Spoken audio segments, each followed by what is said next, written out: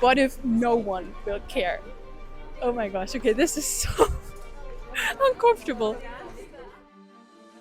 In a few months, literary agents will decide if my novel deserves a future. Maybe you've had a moment like that too, when everything depends on someone else saying yes. I've avoided that moment for years, because deep down I'm scared that they'll say no. Statistically, they probably will. So instead of waiting for rejection, I'm choosing to face it on my own terms. So today, I am asking strangers to read the first page of my book and tell me if they'd keep reading. If at least 5 of them say yes, I'll show you the exact first paragraph they're reading at the end of this video. If you've ever hidden a dream because you were afraid of not being good enough, this one's for you.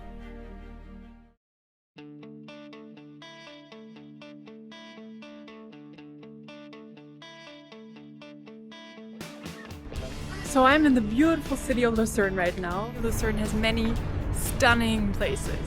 None of these places will be the place for my next challenge.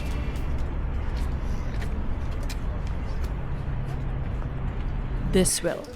One of the biggest bookstores in Switzerland. A lot of people are in this area. If anyone here should judge my writing, it's the people walking through those doors. The challenge is simple. I have this sign with me. As I've written the book in German, I've got it in German too. And I show strangers The first page of my book. Oh gosh, oh goodness Lord. Where is it? they decide. Whether they would keep reading or they wouldn't keep reading.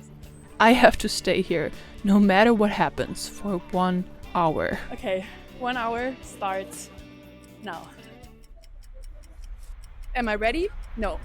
Am I gonna do it anyways? Yes. Welcome to episode 5 of Dreambuilder Diaries, a 1-year experiment where I built my dream of becoming an author through 12 monthly challenges. This month I'm facing 3.5 of my worst fears. After I faced 2 in the moment fears, it's now time to face my fear of not being good enough. We have 11 months left.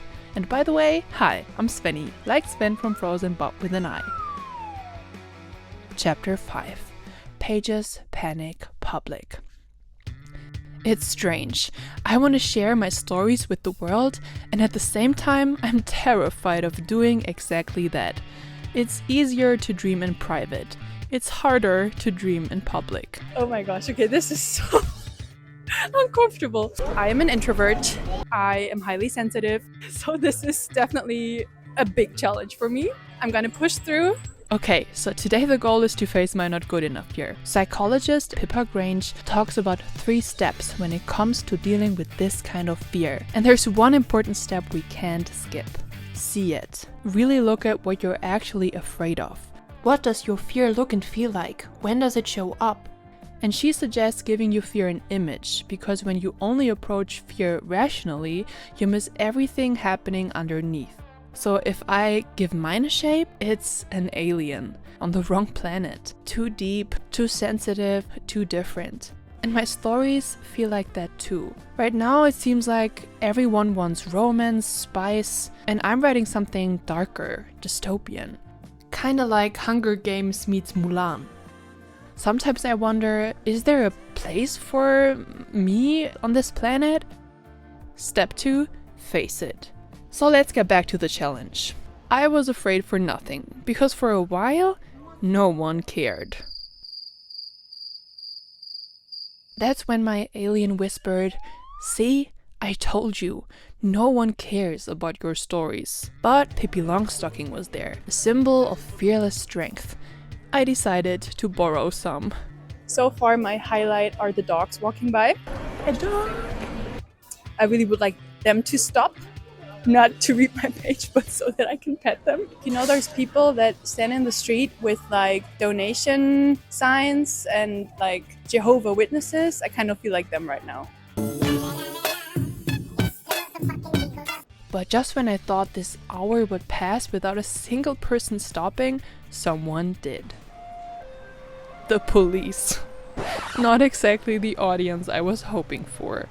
Oh, and someone else. So we found someone that is willing to be part of this. I'm so happy. What is your name? My name is Yuno. Yuno. Beautiful Yeah. name. So I'll give you the time. You can read it.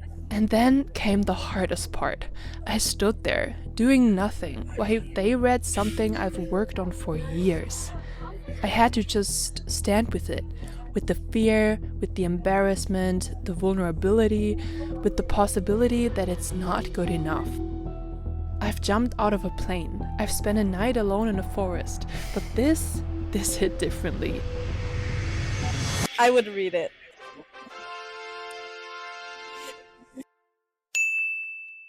Because it's kind of like the teenager's life. It's about drinking and stuff, so it's really cool. That's not how I would describe my story. But interpretation belongs to the reader. Even though she gave me the green sign, my alien wondered. Did I build the world well enough for someone to see it? Or am I just not good enough? So the first person would keep reading. But what about the others?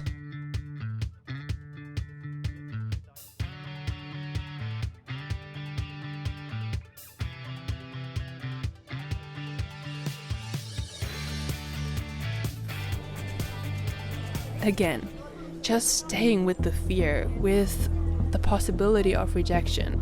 My alien screaming. If that's easier for you. Oh, really? Thank you so much. First, I was hesitant Ouch. because of some details that deter me.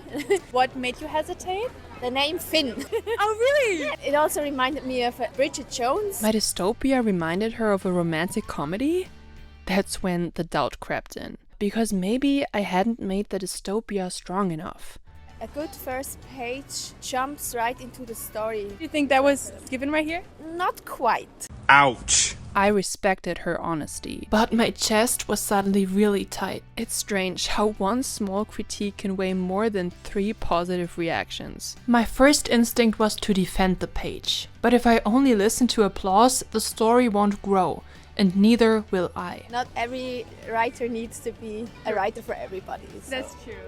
Well, I also thought it was cute because I already knew you personally. Would she say the same if I wasn't standing there?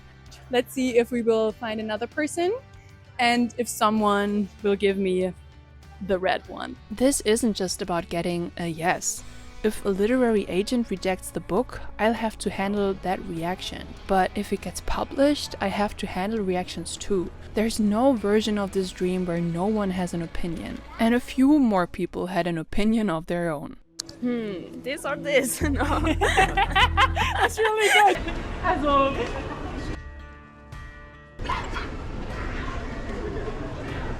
Yeah? Be as honest, like really honest. My hands were shaking. My thoughts were running faster than Usain Bolt. What if they don't like it? But if I don't show it, I don't even have a chance of getting a really... Keep breathing. I like the book. Yeah? I didn't pay them, I swear. It's so good. My speak language is going. I like the language. Because I really liked it, the way you build it up. Es tönt, als ob etwas Brutales kommt. Oh my god, we got over 5. So at the end of this video, you'll see exactly what they were reading. Yeah, I don't know if those are like really honest reactions, but it's not what I'm focusing on today. What I'm focusing on today is being brave. Let's see if someone will still give me this sign. With every green sign, my alien softened. Not because everyone understood the story perfectly, but because I stopped assuming they wouldn't. When you face your fear, ask yourself, what does your fear cost you? Fear isn't the enemy. Sometimes it protects us. It protects me from rejection and disappointment. But in my case, it costs me more than it serves me. It costs me my dreams. Be really honest, because this is about fear of rejection. So if you wouldn't keep reading, that's a chance for me to handle rejection. After I've stayed with the fear for a few times, my hands weren't shaking as much anymore. My alien wasn't screaming as loud. Be really honest. because it reminds me a bit of Hunger Games. It's like a bit the same situation, and I liked them a lot, so... Yeah. My alien lifted its head. She saw the dystopia, the system, the world. Maybe it was never about fitting into this world. Maybe I just needed to find the ones who were curious about the world I built. And I can only find them if I'm brave enough to show it.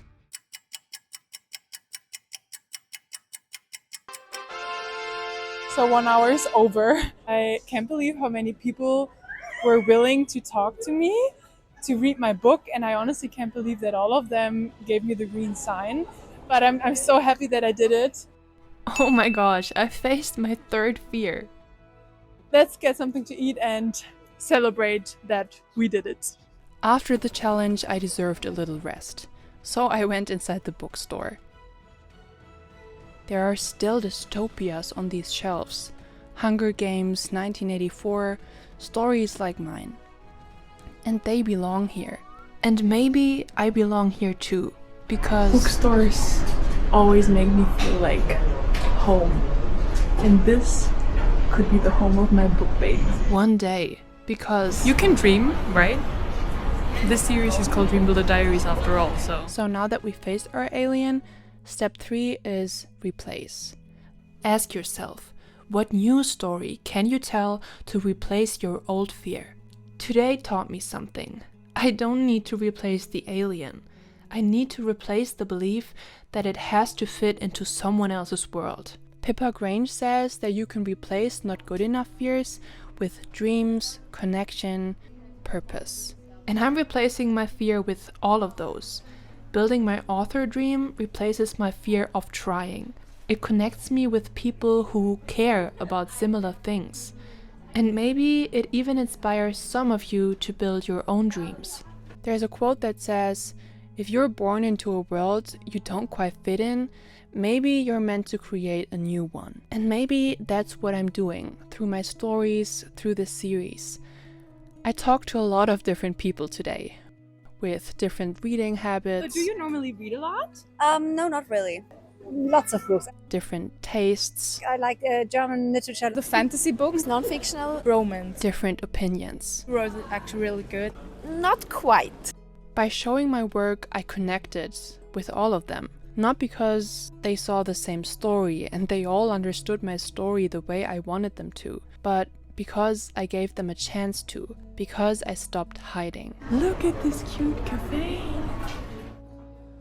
When you show your work, you risk rejection, but you also make connection possible.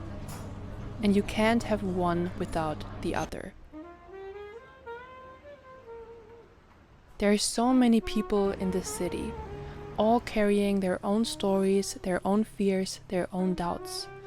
And maybe we're not as alone and different as we think. Maybe everyone has an alien they're trying to hide.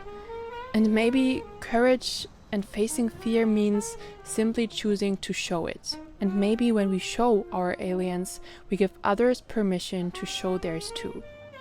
So, what's yours? What do you need to show the world? Monthly Morph, where we celebrate the small metamorphoses along the way. This month, I faced 3.5 of my biggest fears. I jumped out of a plane. I spent a night alone in a forest, and I showed strangers my work. I'm still afraid of heights, darkness, and showing my work. Fear's still here, but so is my love for my stories. And from now on, I'll choose love over fear. I think this may be my biggest lesson. There's no version of building your dream without fear. If your dream matters to you, fear will be part of it. So the question isn't how do I get rid of fear? It's how do I move with it? Here are the tools we discovered this month. For in the moment fear, distract, process, and rationalize. For not good enough fear, you can see it, face it, and then replace it. And then there was fear 3.5. I was ready to hold a tarantula, but after researching them, I realized something. Courage isn't always doing the scary thing. Sometimes it's about choosing not to when it doesn't align with who you are. I learned that holding spiders can cause them stress, and I didn't want to use a living being just for a dramatic moment. But interestingly, just researching them, learning about them, already changed something. The fear didn't disappear, but disgust slowly turned into curiosity. And if you're building something too, a book, a business, a dream, don't wait until you feel fearless. You won't. Move with the fear. Move towards it. As long as it's not stupid, you know what I mean. As promised, here's the first paragraph they read during the challenge. First in German, the language I wrote it in. In jedem von uns schläft ein Mörder. Hass, Gier, Dunkelheit. In jedem von uns wacht ein Heiliger. Liebe, Güte, Licht. In Golia regiert der Heilige. Nur einmal im Jahr lassen wir den Mörder frei. And now in English. A murderer sleeps inside each of us. Hate, greed, darkness. A saint stays awake inside each of us. Love, kindness, light. In Golia, the saint reigns supreme. Only once a year do we set the murderer free. Please tell me in the comments, would you keep reading? I'm ready to persist. I'll keep facing my fears. And I want to use the courage I gained this month for one of the most courageous acts I know: creativity. See you in the next video.